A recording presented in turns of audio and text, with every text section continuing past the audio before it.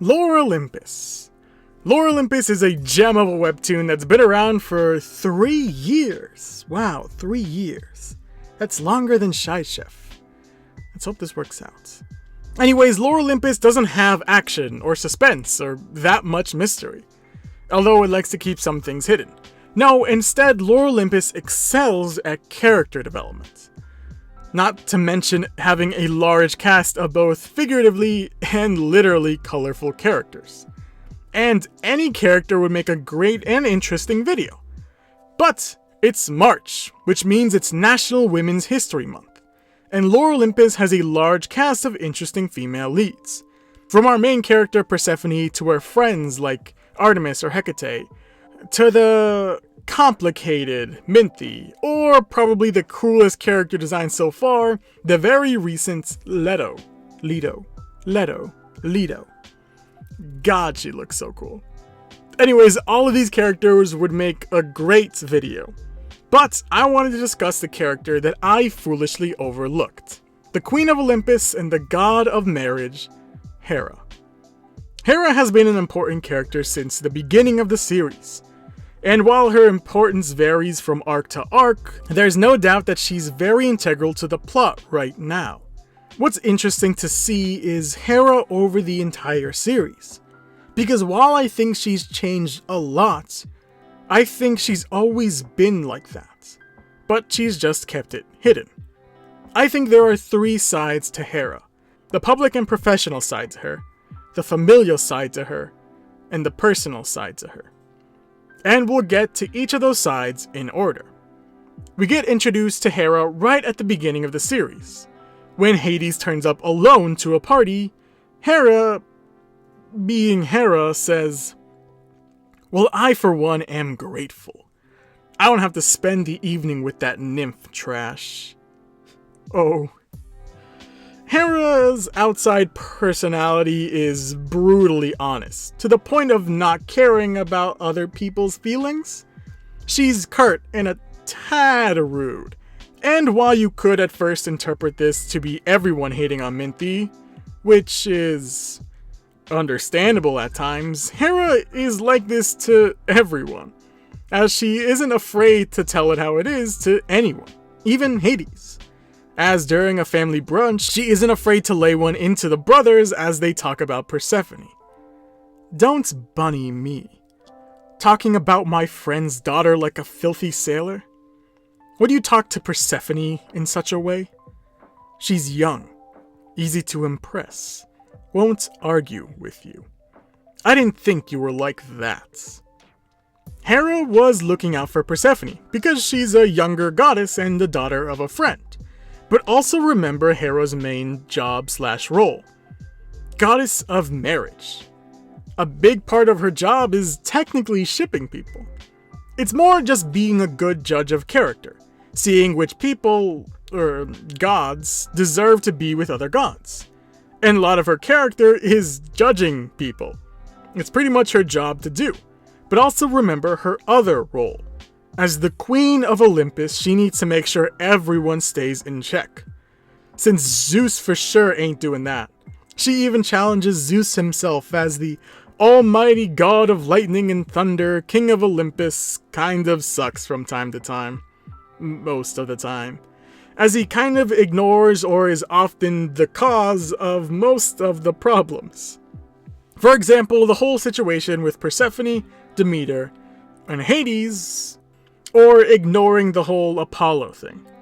Zeus kind of doesn't do much, so often Hera is the one pulling most of the slack.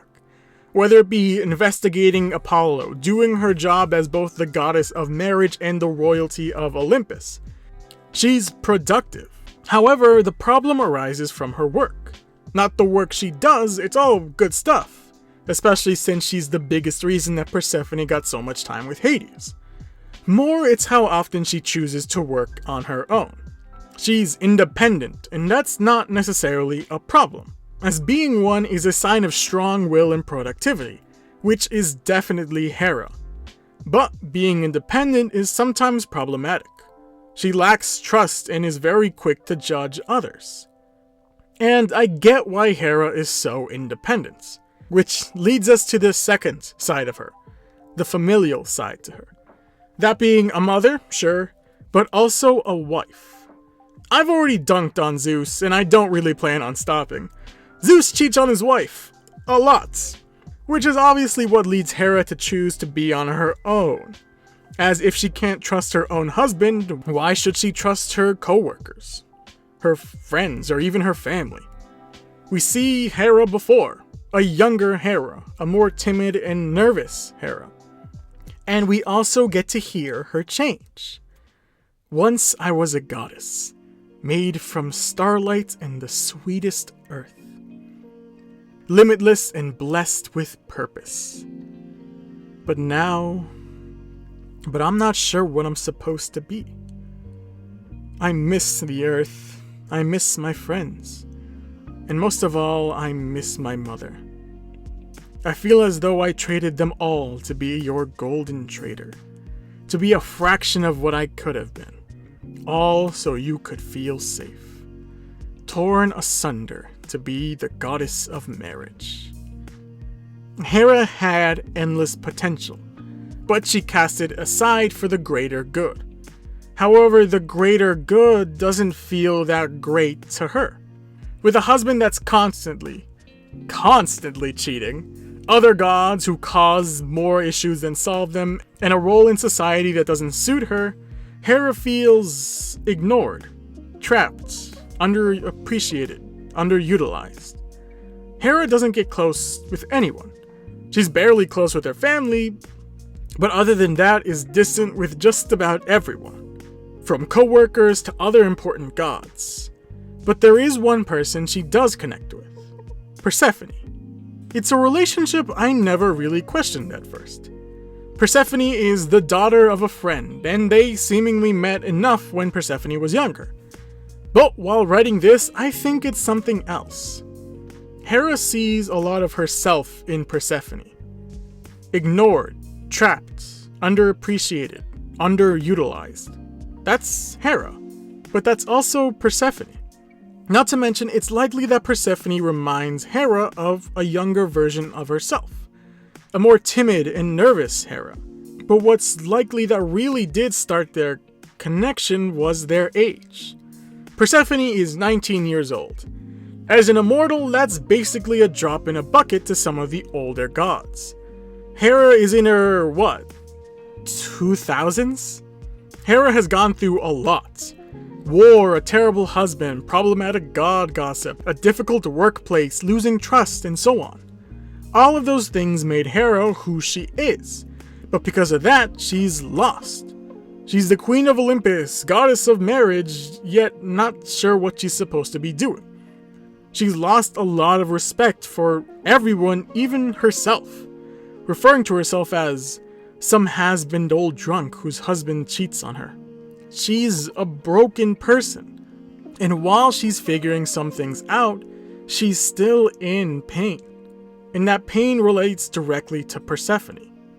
Like I said, Hera likely sees a lot of herself in Persephone, but doesn't want Persephone to be like her.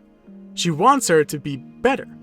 She wants to become someone that Persephone trusts, because she knows what it's like to be alone. She doesn't want Persephone to be tricked into marriage because of some smooth-talking and slightly impressive acts, because Hera remembers how that turned her life into what it is now. Hera knows that Persephone, like her younger self, has endless potential and is destined for greatness, but doesn't want her to give it up like she did. Hera's strength comes from her support. She doesn't want Persephone to fall into the same problems she did when she was younger. Hera realizes that she can't change the past. She can't magically decide to not be the goddess of marriage or the Queen of Olympus. She can't take back the things she's already done. It's too late for her to change. But what she can do is prevent someone else from falling into the same mistakes and pains she went through. By being an ally, by offering her support, admiration, love, and protection. Hera realizes that Persephone can be happy. All she needs is the right help. But That's just me. What do you think of Hera? Leave it in the comments below.